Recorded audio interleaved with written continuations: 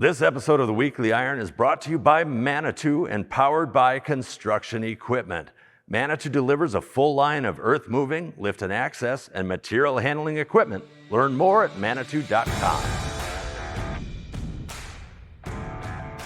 Welcome to the Weekly Iron for Friday, August 8th. Liebherr is giving operators the ability to modify site plans via a free site modeling system. Now made available, operators will be able to change plans in real time given site conditions.